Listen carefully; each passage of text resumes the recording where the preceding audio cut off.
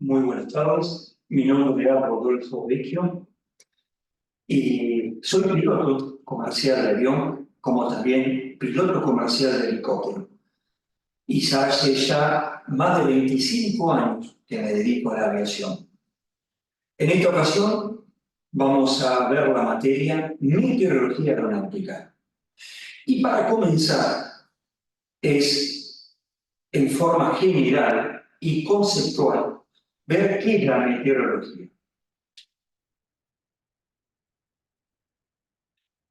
La meteorología es la ciencia que estudia el comportamiento de la atmósfera en un lugar determinado.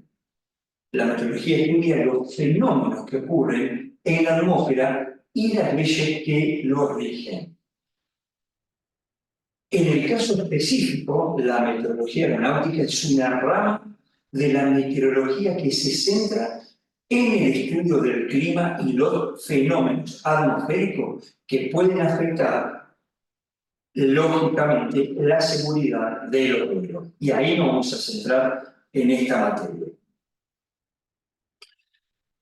¿Cuáles son los factores entonces que afectan gravemente a las operaciones aéreas?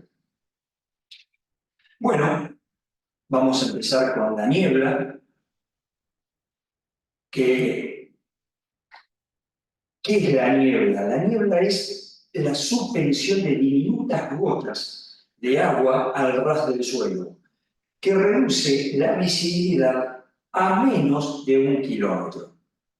Pero también tenemos la neblina, que la neblina también es un conjunto de micropartículas de agua en suspensión sobre la superficie terrestre, por lo cual la visibilidad en este caso de la neblina queda reducida a entre 1.000 y 5.000 metros, o sea, entre 1 kilómetro y 5 kilómetros. Pero entonces, ¿qué diferencia hay entre niebla y neblina? Todos se preguntan eso. Bueno, la única diferencia entre niebla y neblina es la intensidad de las partículas que se expresa en términos de visibilidad. Si el fenómeno da una visión de 1.000 metros o menor, es considerado como niebla. Y si permite ver a más de 1.000 metros, el fenómeno es considerado neblina.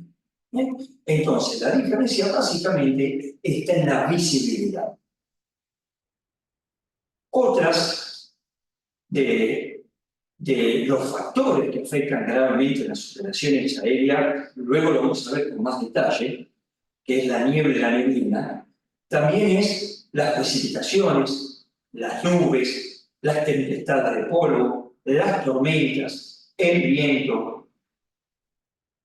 Y hay dos que son muy importantes, que es el engelamiento. El engelamiento se conoce como al congelamiento de las gotas de agua de las nubes que impactan sobre la estructura de un avión en vuelo. Por ejemplo, el borde de ataque de los perfiles, las hélices, las antenas, etc. O que ingresan dentro de algunos de sus componentes que tienen contacto con el aire exterior. Por ejemplo, el tubo pitot del avión, el carburador, etc. Y el otro factor muy importante que afecta gravemente las operaciones aéreas es la turbulencia. La turbulencia atmosférica es una agitación de la atmósfera, que puede ser muy violenta, y se caracteriza por un cambio repentino de dirección e intensidad del viento, en una corta distancia en sentido vertical. Es un movimiento irregular del flujo del aire, una fuerte corriente de viento que puede provocar movimientos ascendentes y descendentes sobre una aeronave durante un vuelo.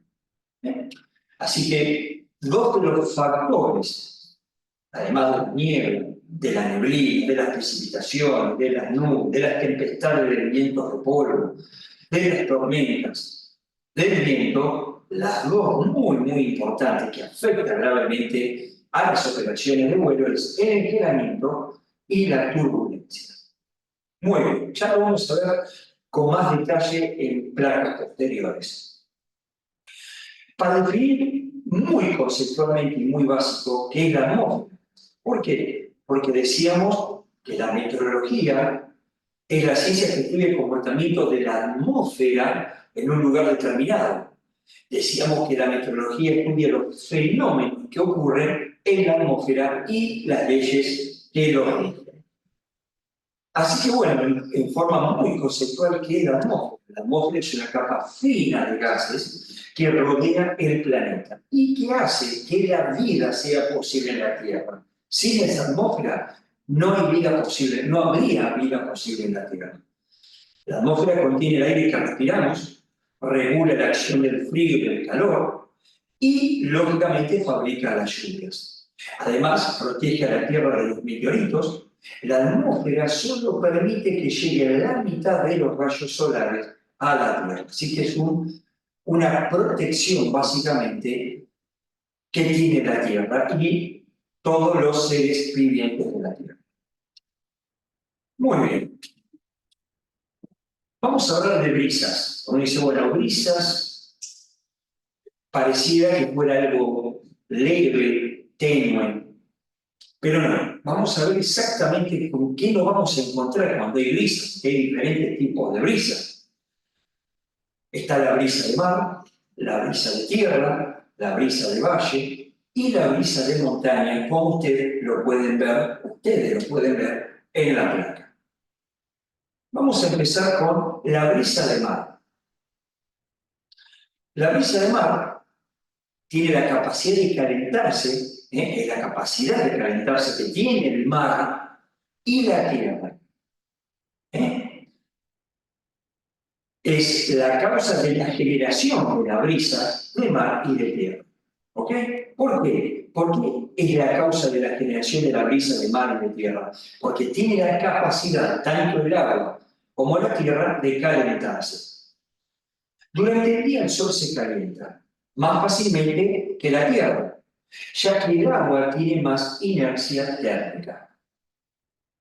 Durante el día la tierra está más caliente y el aire aumenta de presión, lo que origina un desplazamiento de las masas altas de este hacia el mar. ¿Correcto?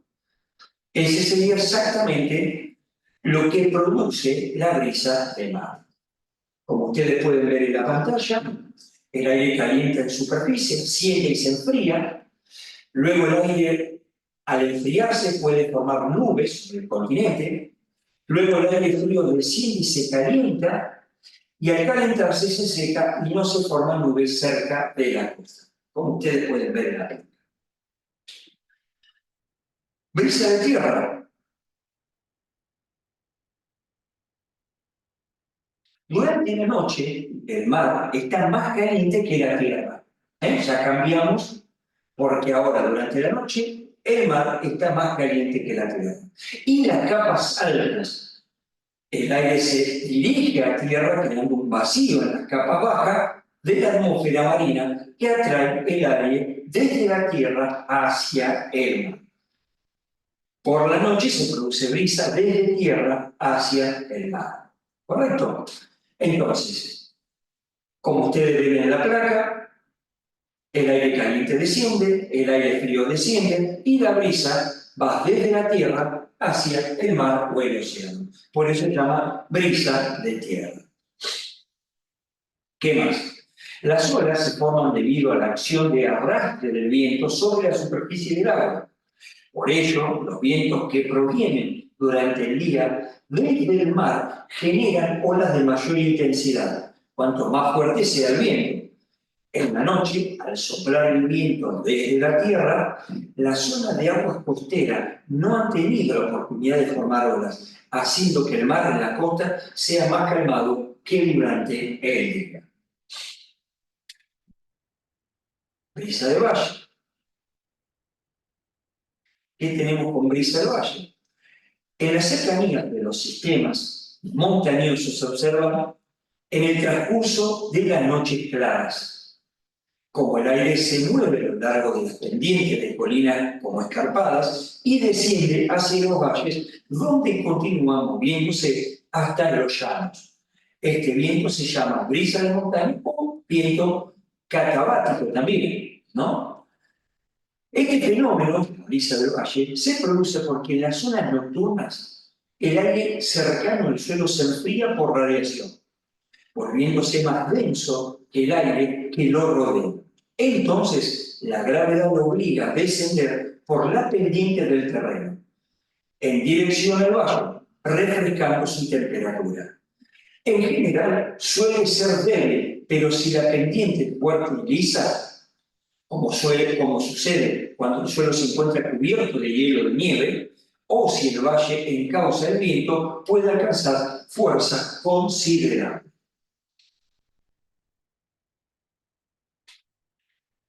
Brisa de montaña, en este caso. Durante el día, en especial si son calurosos, se establece en el movimiento contrario.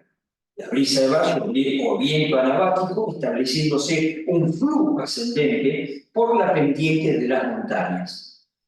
Esta brisa suele ser débil, aunque en los días muy calurosos se refuerza y llega a formar movimientos de inestabilidad convectivos con la formación de cúmulos.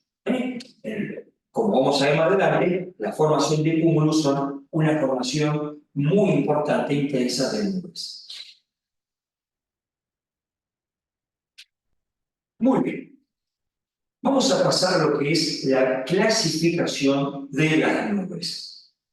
Hay distintos diferentes de nubes, eso lo determina la altura de las capas de nube, de los diferentes nubes que produce este tipo de nubes. Y eso es todo lo que vamos a hacer, lo que vamos a ver ahora. Pero antes vamos a hacer una definición de lo que es nubes, y es la visualización de un conjunto de diminutas partículas de agua o de hielo o de ambas en suspensión en la atmósfera. Esa es la definición conceptual de nube. Lo repito, es la visualización de un conjunto de diminutas partículas de agua o de hielo o de ambas en suspensión en la atmósfera. Existe una relación directa entre la nubosidad y el estado atmosférico, reflejado en la forma, tamaño y cantidad de nubes. Como ustedes pueden ver en la placa, tenemos diferentes tipos de nube y eso es de acuerdo a la altura, como vamos a ver en las siguientes imágenes. Tenemos nubes bajas, son llamados estratocúmulos y estratos. Tenemos las nubes medias, que son los altoestratos, altos cúmulos y nimbostratos. Tenemos las nubes altas, que son los cirros, cirrocúmulos y cirrostratos. Y tenemos las nubes verticales, tipos de nubes verticales, que son los cúmulos y los cumulonimbos. Ahí en la imagen ustedes pueden ver los distintos tipos de nube por la altura, ¿no? Tenemos nubes bajas, nubes medias y nubes altas. Las nubes bajas aproximadamente desde la superficie de la Tierra hasta 2 kilómetros. Ahí donde aparecen, como ustedes ven, los estratos, los cumulonimbus, los cúmulos, los estratocúmulos y los nimbostratos. A partir de 2 kilómetros hasta 6 kilómetros de altura, aparecen los altoestratos, los altocúmulos, y a partir de los 6 kilómetros, y que pueden seguir afectando a las aeronaves que están a esa altura, aparecen los cirrus, cirrocúmulos y los cirroestratos. Bien, nubes bajas. Habíamos dicho que eran los stratus cumulus y los estratos. Ustedes pueden ver ahí unas imágenes de la formación nubosa de los stratus cumulus. Los stratus cumulus forman una capa de parches o filas de masas redondeadas y revueltas, dejando ver un cielo azul entre ellas. Son de varias tonalidades de gris y de considerable tamaño. Y además, rara vez implica precipitaciones. Los estratos, ahí pueden ver tres imágenes de la formación de nubes estrato. Es como una neblina baja y de color gris más oscuro que el de los altos estratos, que no llega a descender hasta el suelo. No llega a descender hasta el suelo, por eso se dice que no es una neblina, es como una neblina. Por lo general no precipitan más allá de muy leve llovizna, aunque es habitual que no lo hagan en absoluto. Vamos a ver un video donde da una explicación muy importante de lo que es las nubes y este tipo de nubosidad baja.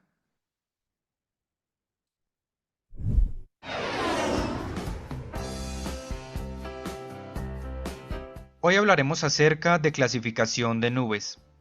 Sin embargo, ya que este tema es un poco extenso, vamos a dividirlo en dos partes.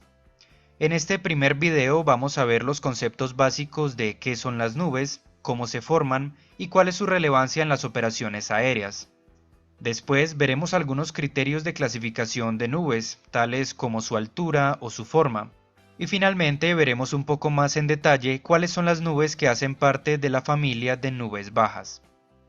Por otro lado, en la parte 2 vamos a ver los géneros que componen la familia de nubes medias, nubes altas y nubes de desarrollo vertical, al igual que veremos la descripción de algunas nubes que se generan bajo ciertas condiciones especiales y también los criterios para medir la cobertura de nubes en el cielo. Así que dicho esto, empecemos por ver qué es una nube. Una nube básicamente consiste en un conjunto visible de diminutas gotas de agua o cristales de hielo que están en suspensión en la atmósfera. Y ya que estamos hablando de agua, significa que las nubes son un hidrometeoro. Ahora, el hecho de que las nubes permanezcan flotando en el cielo y aparentemente no tengan peso, podría hacernos pensar que están hechas de vapor de agua, ya que este es un gas más liviano que el aire. Sin embargo, esto no es así, ya que como hemos mencionado en videos anteriores, el vapor de agua es invisible al ojo humano, con lo cual, si las nubes estuvieran hechas de vapor de agua, simplemente no podríamos verlas. Y es que justamente podemos ver las nubes, ya que éstas están compuestas de agua líquida o de cristales de hielo sólidos, solo que en unas dimensiones tan pequeñas que les permiten permanecer en suspensión en la atmósfera. Ahora, dicho esto, podríamos preguntarnos cómo se forman las nubes. Pues bien, las nubes se forman cuando el vapor de agua se condensa o sublima en forma de pequeñas gotas de agua o cristales de hielo sobre núcleos de condensación o congelación que están en suspensión en la atmósfera, formando así un conjunto visible que es lo que llamamos nube. Ahora, el que una nube esté hecha de gotas de agua líquida o cristales de hielo sólidos va a depender de su temperatura, ya que si esta temperatura se encuentra por encima de los 0 grados Celsius, vamos a tener gotas de agua líquida, mientras que si esta se encuentra por debajo de los 0 grados, vamos a encontrar cristales de hielo. Aunque hay que decir que en algunas ocasiones podemos encontrar agua líquida a temperaturas inferiores a la de congelación, el cual es el caso del agua superenfriada, pero no vamos a entrar en detalle con esto. Lo importante a resaltar aquí es que existen diversos mecanismos de formación de nubes. Sin embargo, todos estos van a tener tres componentes en común. El primero es presencia de vapor de agua, es decir, humedad en el ambiente. El segundo es enfriamiento de la masa de aire, ya que esto es lo que va a permitir alcanzar la saturación. Y finalmente también van a tener presencia de núcleos de condensación, que son los que hacen posible el cambio de estado gaseoso a estado líquido o sólido. Este tema de la formación de nubes y sus diferentes mecanismos lo veremos más en detalle en futuros videos, ya que aquí nos vamos a enfocar únicamente en la clasificación de nubes como tal. Ahora, en cuanto a la relevancia de las nubes en la aviación, resulta que la altura, el tamaño y la forma de las nubes presentes en un cierto lugar y momento son un indicador directo de las condiciones de estabilidad atmosférica y humedad actuales. de tal forma que la identificación de nubes es una excelente herramienta para anticipar o advertir la presencia de ciertos fenómenos, tales como la turbulencia, visibilidad reducida, precipitación, engelamiento o descargas eléctricas. Es por esto que como aviadores es muy importante aprender a reconocer cada tipo de nube y qué características y riesgos tiene asociados.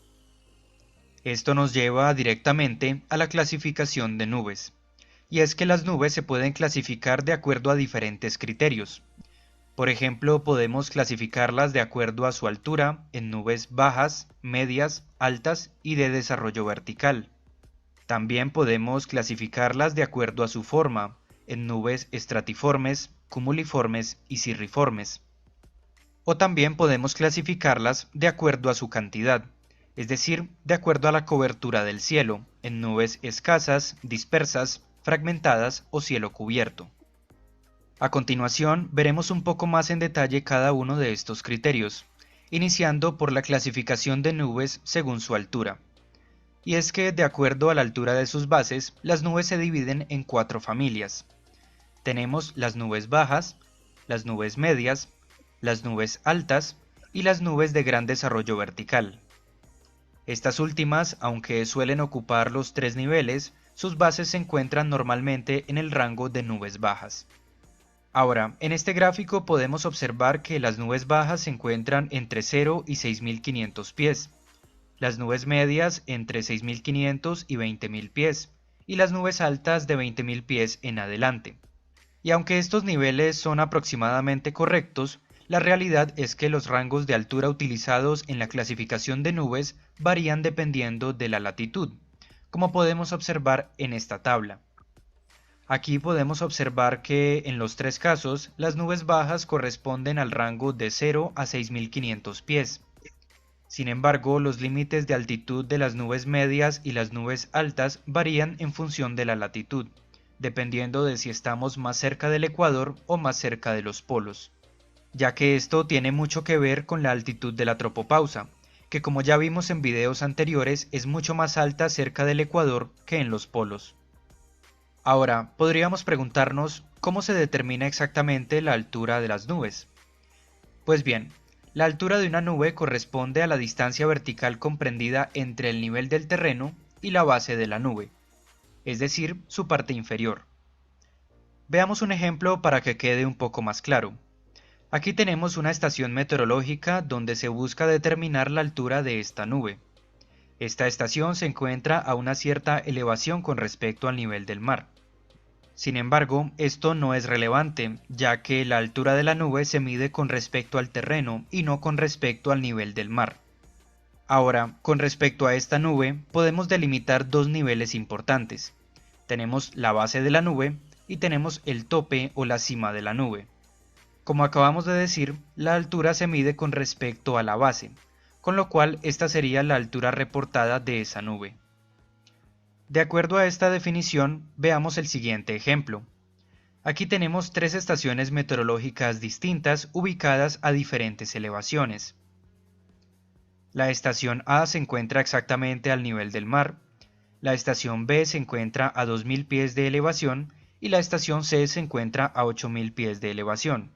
Ahora supongamos que desde estas 3 estaciones vamos a determinar la altura de la siguiente capa de nubes. En este caso, supongamos que la estación A mide una altura de la base de las nubes a 8.000 pies, con lo cual se clasificaría como una nube media. Sin embargo, para la estación B, esa capa de nubes tiene una altura de 6.000 pies, con lo cual se clasificaría como una nube baja. Y finalmente, para la estación C, ya que la nube se encuentra exactamente al nivel del terreno, no se clasificaría ni siquiera como una nube, sino como niebla. Con lo cual podemos ver que la clasificación de las nubes según su altura es bastante relativa, ya que va a depender de la elevación de la estación desde la cual se está realizando la observación. Ahora, ya vimos teóricamente cómo se debe medir la altura de una nube. La pregunta es, ¿cómo se puede medir esta altura en la práctica? Pues bien, para esto se utilizan diferentes métodos. Uno de ellos que se puede aplicar durante el día es midiendo el tiempo que tarda un globo en alcanzar la base de la nube. De esta forma, ya que el globo asciende a una velocidad conocida, midiendo el tiempo que tarda en desaparecer dentro de la nube, podemos determinar la altura.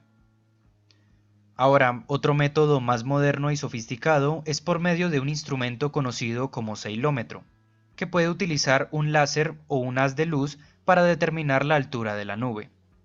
El uso de este instrumento es mucho más conveniente, ya que permite determinar con mayor precisión la altura de las nubes y puede funcionar tanto de día como de noche. Pasemos ahora al siguiente criterio de clasificación de nubes, y este es de acuerdo a su forma. Y es que según la forma que tengan, las nubes pueden clasificarse en tres grupos: en las nubes cumuliformes, estratiformes o cirriformes. Las nubes cumuliformes vienen del latín cumulus, que significa acumulación. Estas son nubes con forma bien definida que se desarrollan verticalmente, asemejándose a copos de algodón o coliflores en su parte superior. Las características principales de las nubes cumuliformes es que presentan un gran desarrollo vertical, usualmente tienen poco desarrollo horizontal, tienen formas bien definidas y se presentan en condiciones atmosféricas inestables, ya que justamente sus formas se deben a las corrientes convectivas ascendentes de aire. Por otro lado, las nubes estratiformes vienen del latín stratus, que significa extensión horizontal o capas. Y es que estas son nubes de aspecto difuso, sin forma bien definida, que se extienden horizontalmente en forma de capas. Las características principales de este tipo de nubes es que presentan poco desarrollo vertical, una gran extensión horizontal, tienen formas difusas y no bien definidas, normalmente presentándose en capas, y suelen desarrollarse en condiciones atmosféricas estables, ya que en estos casos los movimientos verticales del aire están bastante restringidos.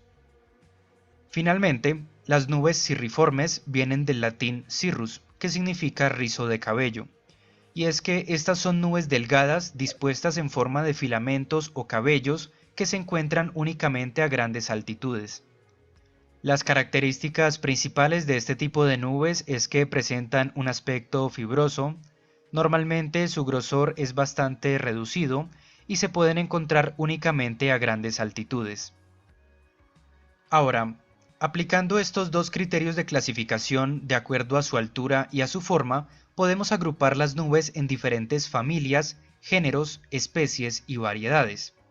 Y es que específicamente, teniendo en cuenta la clasificación de acuerdo a su altura y a su forma, obtenemos 4 familias y 10 géneros de nubes distintos, los cuales a su vez se pueden subdividir en diferentes especies y variedades, dependiendo de sus características físicas, forma y composición.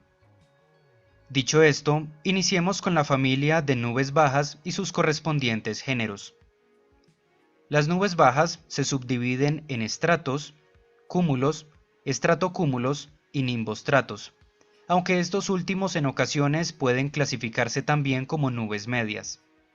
Ahora, como dijimos anteriormente, estos géneros se subdividen a su vez en diferentes especies y en diferentes variedades, que si bien para el estudio de la meteorología en general son importantes, para la meteorología aeronáutica nos basta con reconocer los diferentes géneros y sus características principales, con lo cual no entraremos en detalle con las diferentes especies y variedades.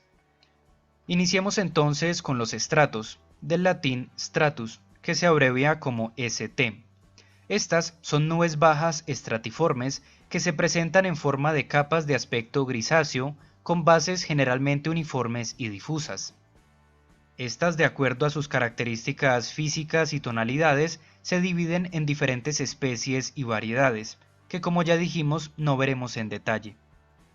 Ahora, las características principales de los estratos es que pueden estar compuestas ya sea por gotas de agua o cristales de hielo dependiendo de su temperatura. Suelen asociarse a condiciones atmosféricas estables donde los movimientos verticales del aire están restringidos.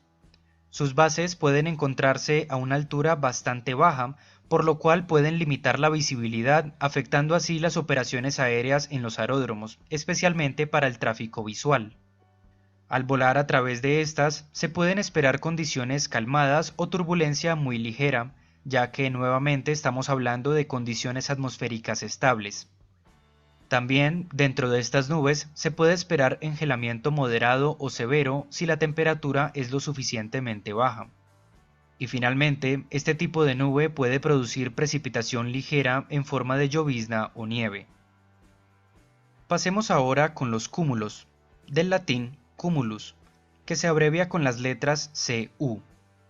Estas son nubes bajas cumuliformes, que se presentan de forma individual con formas bien definidas, usualmente en forma de copos de algodón o coliflores, donde sus bases suelen ser casi horizontales y presentan un cierto grado de desarrollo vertical. Este tipo de nubes, dependiendo de su tamaño y su aspecto, se subdividen en diferentes especies y variedades. Y las características principales que podemos encontrar en un cúmulo es que pueden estar compuestas por gotas de agua o cristales de hielo dependiendo de su temperatura. Se asocian a condiciones atmosféricas inestables donde se favorecen los movimientos verticales de aire, lo que significa que son indicadoras de corrientes convectivas, por lo que se puede esperar turbulencia ligera o moderada al volar a través o por debajo de ellas. Estas no generan precipitación de ningún tipo, y aunque por lo general son indicadoras de buen clima, si las condiciones son lo suficientemente inestables, estas pueden desarrollarse y convertirse en nubes de tormenta de tipo cumulonimbus.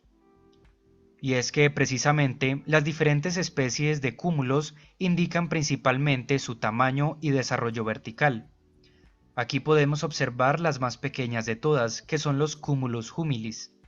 Estas, si se continúan desarrollando verticalmente, se convertirán en cumulus mediocris, y finalmente, si la inestabilidad es considerable, estas se convertirán en cumulus congestus, también conocidas como torrecúmulos, que se abrevian con las letras TCU. Y si estas cumulus congestus continúan desarrollándose verticalmente, pueden dar lugar a cumulonimbus, que serían nubes de tormenta, abreviadas con las letras CB. Sin embargo, de ellas hablaremos un poco más en detalle en el siguiente video. Pasemos ahora con los estratocúmulos, del latín stratocumulus, que se abrevian con las letras SC. Estas son nubes bajas que mezclan formas cumuliformes y estratiformes al mismo tiempo, ya que éstas se presentan en forma de bandas o capas de nubes entre tonos grisáceos y blancos en formas de masas redondas o rodillos, con una extensión horizontal considerable. Estas son las nubes más comunes que encontraremos en el cielo en casi todas las partes del planeta, y de acuerdo a su forma o apariencia pueden clasificarse en diferentes especies y variedades. Las características principales de los estratocúmulos es que pueden estar compuestas por gotas de agua líquida o cristales de hielo sólidos dependiendo de su temperatura. Estas suelen asociarse a condiciones atmosféricas estables, pero con un cierto grado de inestabilidad en algunos niveles. Al volar a través de ellas se puede esperar turbulencia ligera o moderada. Normalmente no generan precipitación, sin embargo en ocasiones pueden producir llovizna, lluvia o nieve. Y dependiendo de su temperatura se puede esperar un engelamiento ligero o moderado. Así que, como podemos ver, los estratocúmulos, al ser una combinación de estratos y cúmulos, combinan características de ambos tipos de nubes. Finalmente, pasemos a ver los nimboestratos, del latín nimbostratus, que se abrevian con las letras NS. Estas son nubes bajas estratiformes, y son nubes oscuras de grosor vertical considerable y con gran extensión horizontal, lo cual produce precipitación continua en forma de lluvia o nieve. Este tipo de nubes son llamadas así ya que el prefijo nimbo significa nube de lluvia, y es que esa es su característica principal. Vale la pena recalcar también que este tipo de nubes no presenta ni especies ni variedades, ya que en términos generales se presenta siempre con las mismas características. Y estas son que pueden estar compuestas por gotas de agua o cristales de hielo dependiendo de su temperatura. Suelen estar asociadas a condiciones atmosféricas con un cierto grado de inestabilidad en ciertos niveles y también se asocian al paso de frentes cálidos. Se puede esperar turbulencia ligera al volar a través de ellas. Generan precipitación continua o intermitente en forma de lluvia o nieve. y dependiendo de la temperatura se pueden esperar condiciones de engelamiento moderadas o severas, justamente debido a la presencia de gotas de agua líquida superenfriada de gran tamaño. Ahora, como una nota final, en ocasiones este tipo de nubes debido a su extensión vertical pueden ser consideradas como nubes de nivel medio. Sin embargo, sus bases suelen estar por debajo de los 6.500 pies, siendo consideradas así nubes bajas. En el siguiente video continuaremos viendo las familias de nubes medias, altas y de desarrollo vertical, al igual que algunas otras nubes especiales y los criterios de clasificación de nubes de acuerdo a la cobertura del cielo. Espero que la información de este video te haya resultado útil. Bueno, muy bien. Espero que haya sido instructivo el video. Vamos a pasar ahora a las nubes medias. Las nubes medias se forman en altitudes de entre 2.000 y 7.000 metros, entre 2 y 7 kilómetros. Están compuestas habitualmente por gotas de agua, aunque si la temperatura es lo bastante baja, pueden contener cristales de hielo. La primera que aparece en la placa es los altos cúmulos. Ahí pueden ver 3 imágenes de este tipo de nube. Se parecen los altos cúmulos a los cirrocúmulos en su forma de tapiz, con cierto patrón regular. Pero se diferencian de ellos porque los altos cúmulos tienden a ofrecer una parte más oscura y otra más clara. Estos altos cúmulos adoptan la apariencia de pequeñas masas enrolladas. Si aparecen en las primeras horas de días húmedos y cálidos, acostumbran a significar tormentas para las últimas horas del día. Tenemos como nube media también los altoestratos o altoestratos. Estas nubes forman un manto, como ven en las imágenes, de color marcadamente gris, que tiende a cubrir todo el cielo en áreas de gran tamaño. Se puede llegar a distinguir el sol o la luna contra algunas secciones delgadas del altoestrato, sin llegar a cubrirlos del todo. No producen sombras en el suelo. El nimboestrato o nimbostratus es otra nube media que forma una capa densa de nubes oscuras y grises, como ven en las imágenes. Son capaces de ocultar por completo el sol y se caracterizan por traer precipitaciones en forma de lluvia. Pasamos a las nubes altas. Empezamos a definir en forma conceptual lo que son las nubes altas, que son aquellas que se forman en altitudes medias y bajas y altitudes por encima de los 6.000 metros de distancia horizontal, ¿no? Es vertical, perdón, en forma vertical. A partir de los 6.000 metros, o sea, 6 kilómetros, empieza este tipo de nubosidad alta. A tanta altura el aire está a una temperatura muy baja y cuenta con una muy poca humedad. Así que estas nubes están formadas principalmente por cristales de hielo. Acostumbran a ser delgadas y de color intensamente blanco. Como ustedes pueden ver en las imágenes, este son el tipo de nubes altas que podemos encontrarnos a partir de los 6 kilómetros. Bien, empezamos con los cirrocúmulos. Los cirrocúmulos, como nube alta, forman un tapiz o una capa blanca bastante tupida sobre el cielo. Cada una de sus pequeñas partes es totalmente blanca y no hace sombras. Se trata de un tipo de nube poco habitual de ver, que acostumbra a ir precedida de un cambio notable del tiempo en menos de 12 horas, habitualmente por tormentas. Los cirrostratos forman un velo o tapiz aún más concentrado, adoptando la apariencia de un velo pálido y translúcido. Acostumbran a ser de gran extensión y se distinguen siempre un marcado halo lunar o solar, cuando su luz los atraviesa. Preceden frentes cálidos o tormentas moderadas. Bien, también podemos encontrarnos con, y esto es muy importante, este tipo de nubes, que son las nubes verticales. Estas nubes son muy llamativas y fáciles de distinguir, pues su base puede estar muy cerca de la superficie y se desarrollan hacia arriba, pudiendo superar los 10.000 metros de altitud. Estos tipos de nubes verticales son, por ejemplo, los cúmulos.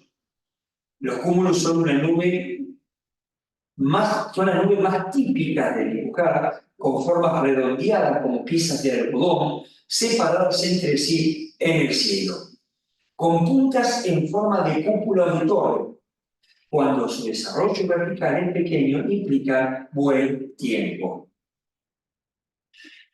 Y acá tenemos el de las peores, el peor tipo de nubosidad, que son los cumulonimbos. Los cumulonimbos crecen mucho, pueden crecer mucho y pueden llegar a formar este tipo de nubes de desarrollo vertical. Son nubes de base oscura que se pueden encontrar un poco más de 500 metros del suelo y con una parte superior que supera, como dijimos, a altitudes de 10.000 metros.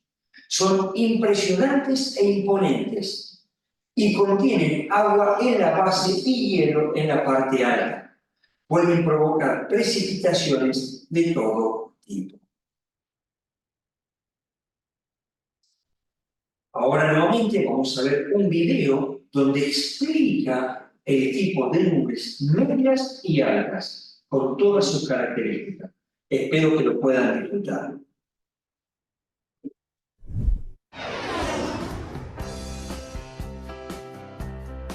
Hoy hablaremos acerca de la clasificación de nubes, la parte 2, ya que como dijimos en el video anterior, debido a que este tema es un poco extenso, lo dividimos en dos partes. En el video anterior, es decir, en la parte 1, ya vimos los conceptos básicos relacionados a qué es una nube y bajo qué condiciones se forma. También vimos los diferentes criterios de clasificación de nubes, tales como la clasificación según su altura y la clasificación según su forma. Y finalmente vimos la familia de nubes bajas. En esta segunda parte continuaremos viendo las diferentes familias de nubes, iniciando por las nubes medias, nubes altas y nubes de gran desarrollo vertical, al igual que también veremos algunas nubes especiales y también el criterio de clasificación de acuerdo a la cobertura del cielo. Así que dicho esto, iniciemos con la familia de nubes medias. Esta se subdivide en dos géneros principales, los altoestratos y los altocúmulos, los cuales a su vez se subdividen en diferentes especies y variedades. A continuación veremos un poco más en detalle cada uno de estos géneros, iniciando por los altoestratos, que vienen del latín altostratus y se abrevian con las letras AS. Estas son nubes medias estratiformes y se caracterizan por ser una capa grisácea o azulada de aspecto uniforme o fibroso que cubre una gran parte del cielo, es decir, que tienen una gran extensión horizontal. Sin embargo, esta capa suele ser tan delgada que se puede distinguir fácilmente el Sol o la Luna a través de ella. Ahora, como dijimos anteriormente, este género de nubes se subdivide en diferentes variedades, ya que no cuenta con especies. Sin embargo, no entraremos en detalle con estas. Ahora, las características principales de los altoestratos es que pueden estar compuestos ya sea por gotas de agua o cristales de hielo dependiendo de su temperatura. Suelen estar asociados a condiciones atmosféricas estables en los niveles medios de la troposfera. Al volar a través de este tipo de nubes se pueden esperar condiciones calmadas o de turbulencia muy ligera, ya que al estar asociadas a condiciones estables, los movimientos verticales del aire están restringidos. También se puede esperar engelamiento ligero si la temperatura es baja, y finalmente puede producir precipitación ligera en forma de llovizna o nieve, que en muchas ocasiones se evapora antes de alcanzar la superficie, siendo conocido este tipo de precipitación como virga. Pasemos ahora con los altocúmulos. Estos vienen del latín altocumulus y se abrevian con las letras AC.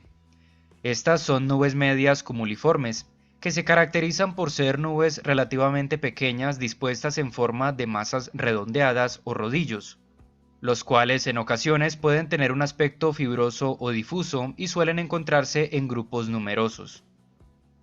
Este género de nubes también se subdivide en diferentes especies y variedades, que si bien no vamos a verlas todas en detalle, hay dos muy importantes a tener en cuenta, especialmente para las operaciones aéreas, las cuales son los Altostratus lenticularis y los Altostratus castellanus. Sin embargo, antes de entrar en detalle con estos, vamos a ver las características generales de los altocúmulos. Estos pueden estar compuestos por gotas de agua o cristales de hielo dependiendo de su temperatura. Suelen estar asociados a condiciones atmosféricas relativamente inestables en los niveles medios de la troposfera. Al volar a través de estas nubes se puede esperar turbulencia ligera o moderada. Se puede esperar engelamiento ligero si la temperatura es lo suficientemente baja. Y finalmente no producen precipitación de ningún tipo. Ahora, como acabamos de mencionar, debido a su influencia en las operaciones aéreas, resulta importante analizar dos especies de altocúmulos en particular, los Altocumulus castellanus y los Altocumulus lenticularis. Iniciemos por estos últimos, los Altocumulus lenticularis. Estas son nubes en forma de lente con formas bien definidas, que se asocian a los patrones de circulación del viento cuando éste fluye a alta velocidad por zonas montañosas. Es importante notar que la presencia de estas nubes indica una alta velocidad del viento, lo cual suele ser un indicativo de turbulencia moderada o severa, y por lo tanto hay que evitarlas en la medida de lo posible. Ahora, el fenómeno asociado específicamente a este tipo de nubes son las ondas de montaña. Estas básicamente son patrones ondulatorios del viento que se producen después de que éste pasa por encima del pico de una montaña a alta velocidad. Y como podemos ver, si hay suficiente humedad en el aire, se formarán este tipo de nubes en las crestas de estos patrones ondulatorios. Sin embargo, esto lo veremos un poco más en detalle en los siguientes videos acerca de formación de nubes. Dicho esto, pasemos con la siguiente especie relevante de altocúmulos, los cuales son los Altocumulus castellanus. Estas son nubes convectivas de nivel medio, donde encontramos torres cumuliformes que sobresalen de una base en común, asemejándose así a las torres de un castillo antiguo. La presencia de este tipo de nube indica inestabilidad atmosférica a ese nivel, lo cual a su vez puede advertir la posible formación de nubes de tipo cumulonimbus, es decir, nubes de tormenta, si es que hay suficiente inestabilidad. Con esto ya hemos visto la familia de nubes medias. Pasemos ahora a las nubes altas. Esta familia se subdivide en tres géneros principales, los cuales son los cirros, los cirroestratos y los cirrocúmulos, los cuales a su vez se subdividen en diferentes especies y variedades. Iniciemos entonces con los cirros. Estos vienen del latín cirrus y se abrevian con las letras CI. Estas son nubes altas cirriformes, y son nubes blancas bastante delgadas con aspecto de rizos de cabello o filamentos muy delgados. Como ya mencionamos, este género de nubes se divide en diferentes especies y variedades, de las cuales no hablaremos en detalle. Ahora, las características principales de los cirros es que están compuestos enteramente por cristales de hielo, debido justamente al rango de temperaturas que se manejan a las altitudes en las cuales podemos encontrar este tipo de nubes. Al volar a través de este tipo de nubes no se espera turbulencia ni engelamiento, y además de eso no producen precipitación de ningún tipo.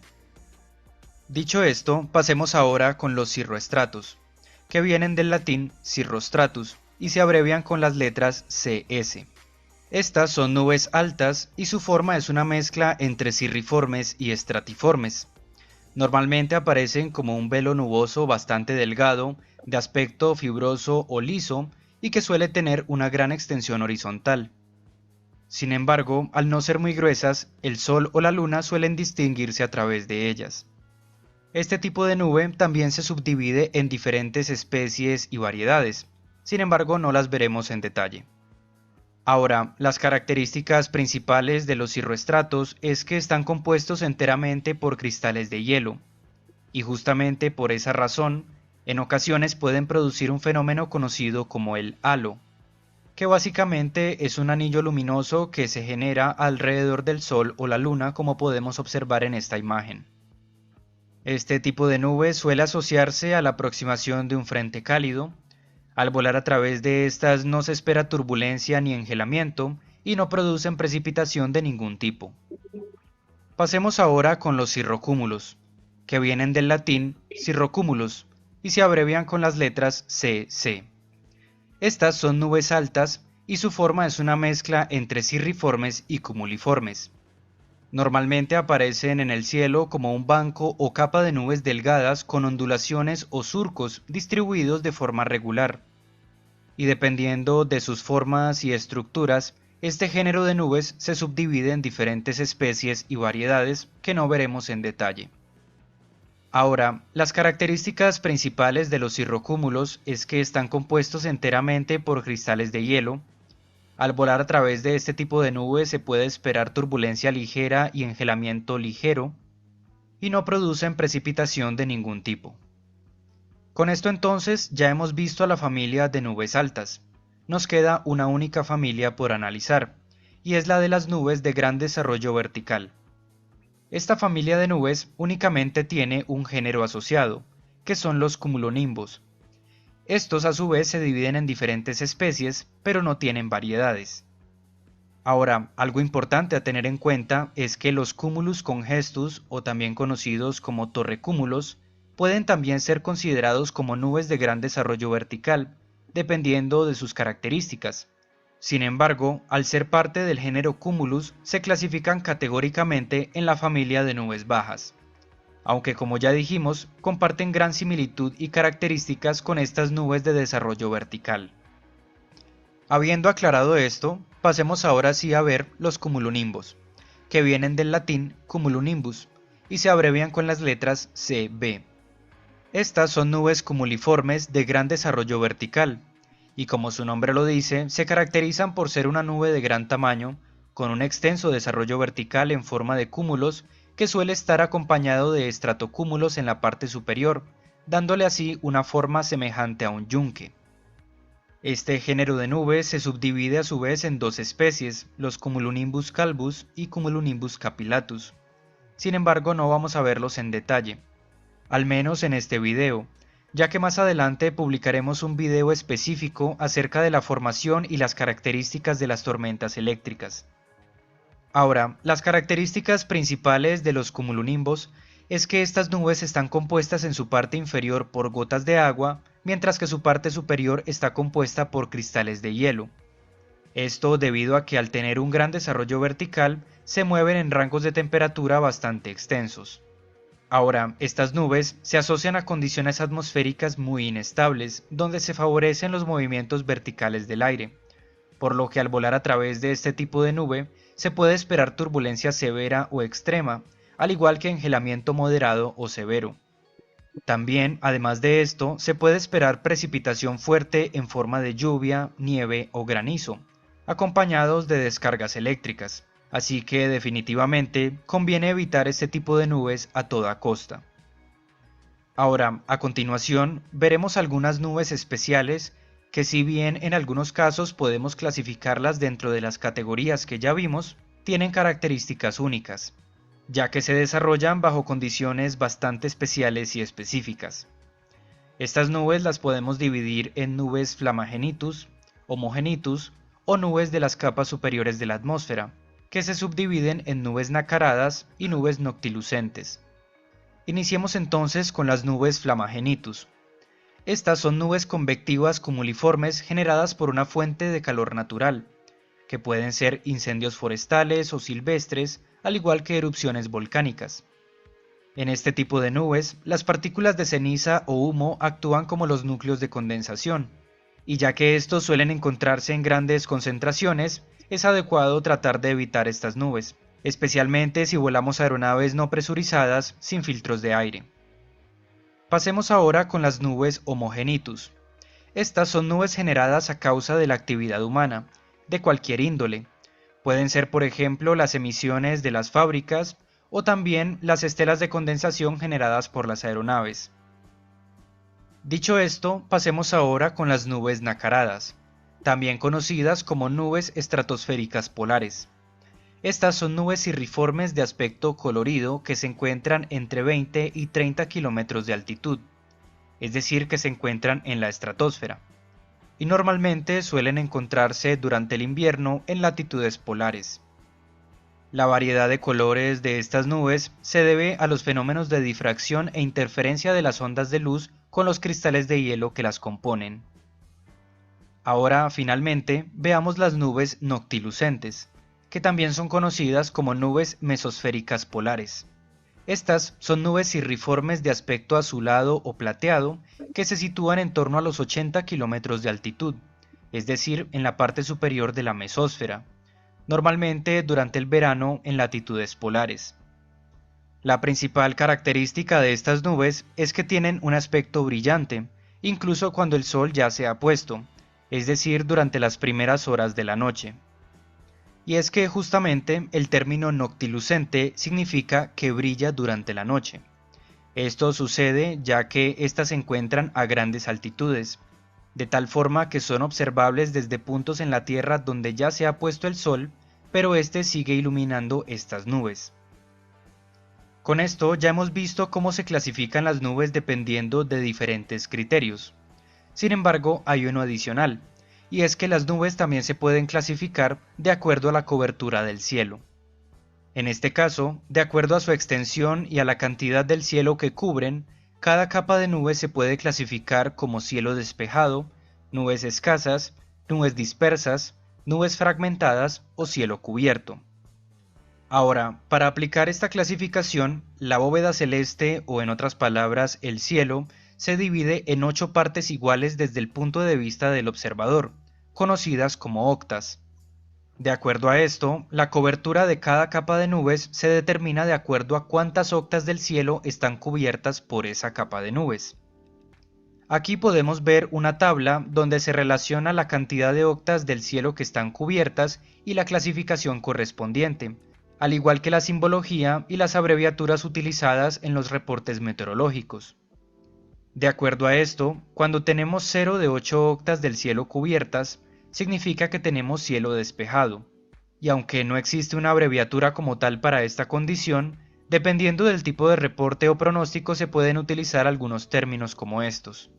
Sin embargo, los criterios de utilización de estos términos los veremos más en detalle en los videos acerca de reportes meteorológicos. Ahora, si la capa de nubes en cuestión cubre entre 1 y 8 octas, decimos que tenemos nubes escasas. Si entre 3 o 4 octas del cielo están cubiertas, decimos que tenemos nubes dispersas. Si tenemos entre 5 y 7 octas del cielo cubiertas, decimos que tenemos nubes fragmentadas. Y finalmente, si tenemos todo el cielo cubierto por nubes, decimos que tenemos cielo cubierto. Veamos un pequeño ejemplo de la aplicación en la práctica de este tipo de clasificación. Aquí tenemos la bóveda celeste dividida en 8 partes desde el punto de vista del observador. Cada una de estas es entonces una octa. Y tenemos también diferentes alturas graficadas, en este caso 1000, 2000, 3000 y 4000 pies de altura sobre el terreno.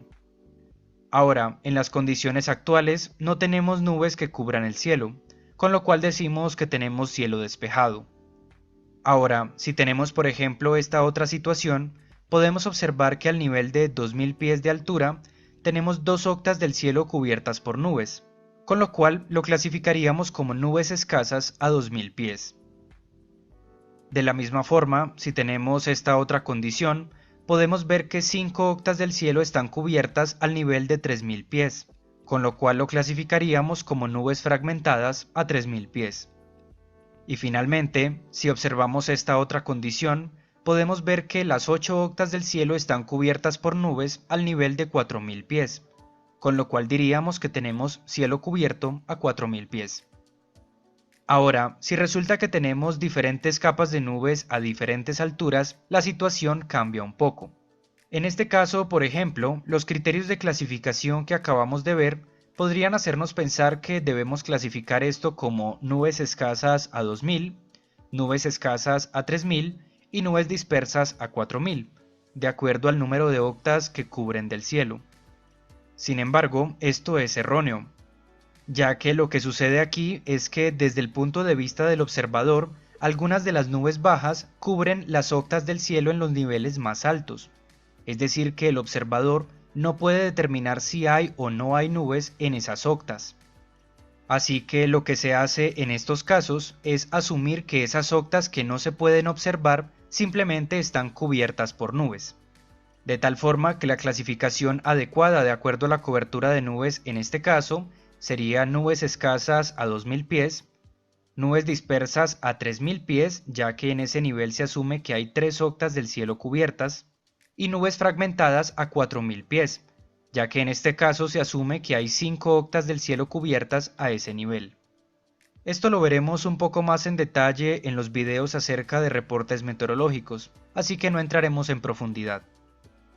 Espero que la información de este video te haya resultado útil. Muy bien. Espero que hayan disfrutado y haya sido claro el video. Bien, vamos a lo que es las restricciones a la visibilidad. Y esto también es muy importante y tiene que ver con esta área de la aeronáutica, ¿no?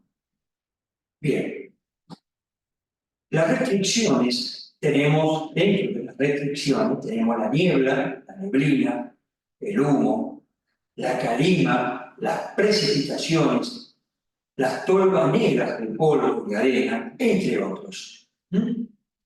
Vamos a empezar con la niebla.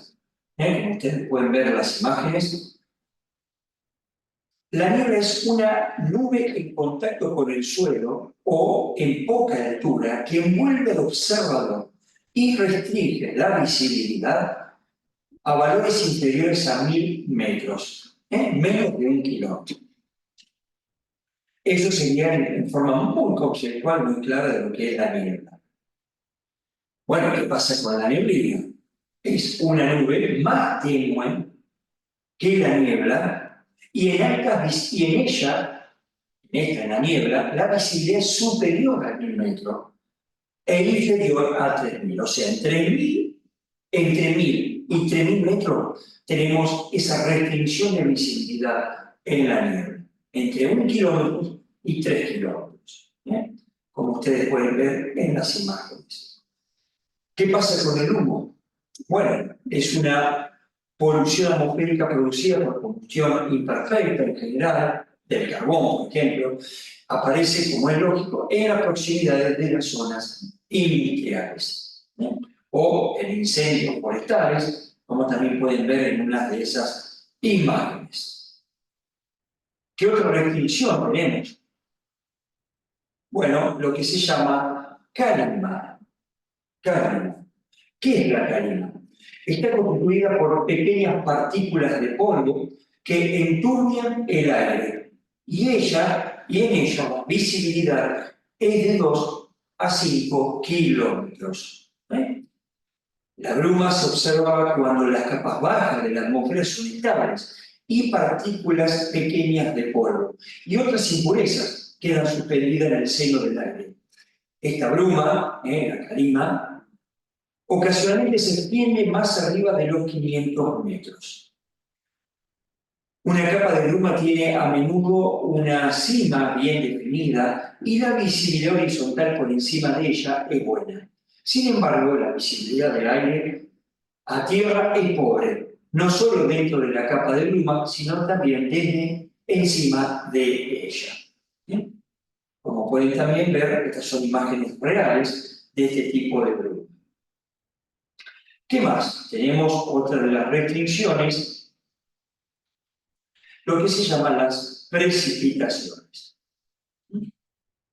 Las precipitaciones.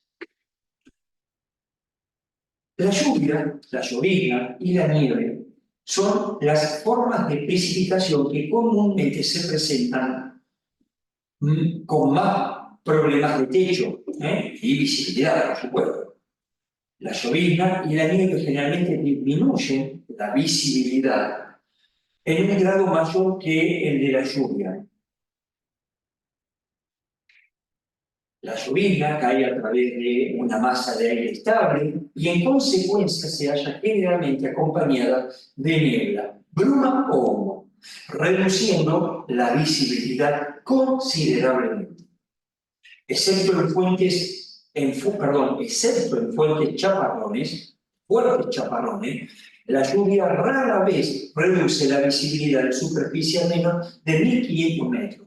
No obstante, la lluvia puede crear un problema de visibilidad cuando se vuelve a través de ella al desplazarse las gotas sobre el parabrisas. ¿Qué pasa con las tolvaneras de polvo y arena? Esas imágenes, como les dije, son reales, es muy fuerte y se explican a sí mismas, ¿no? Las tolvaneras de polvo se observan en áreas relativamente secas, cuando el aire es inestable y el viento es fuerte. El viento y las corrientes verticales pueden dispersar el polvo sobre áreas extensas, elevándose a grandes alturas. El polvo en suspensión levantado por las tolvaneras reduce la visibilidad en superficie y en vuelos a valores muy bajos. Las tolvaneras de arena son de carácter más local que las del polvo y la arena rara vez levantada a más de 15 metros de altura. Sin embargo, la visibilidad dentro de ella queda totalmente reducida, prácticamente a cero. Bien, pasamos a dar más detalle a lo que es la niebla. Y como ustedes pueden ver en el gráfico, las nieblas también tienen su clasificación. Pueden ser nieblas de radiación, nieblas de advección, nieblas de evaporación o humo de mar, también suele llamarse, y nieblas frontales. Como ustedes pueden ver en la imagen, nieblas de radiación, porque en este caso el aire se enfría por pérdida de calor desde el suelo durante la noche. Este enfriamiento del suelo hace que el aire en contacto con él también se enfríe. La capa afectada resulta ser unos pocos metros de espesor, ya que el aire es pésimo conductor de calor. Para ello es necesario que el cielo esté claro o casi claro y que las velocidades del viento sean muy bajas, entre 3 y 13 km por hora, con una humedad relativamente alta. Estas nieblas ocurren preferentemente en invierno y en general se disipan 1 o 2 horas después de la salida del sol.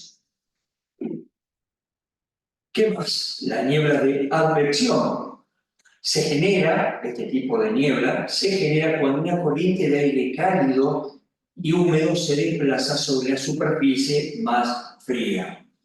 El aire se enfría desde abajo, su humedad relativa aumenta, pudiendo llegar a la saturación. Para su formación es necesario que los vientos sean moderados entre 8 y 24 km por hora, de manera que pueda mantenerse el flujo constante de aire cálido y húmedo. Las nieblas de advección son frecuentemente largos de las costas, especialmente en invierno, cuando el aire húmedo proveniente del mar fluye hacia la tierra.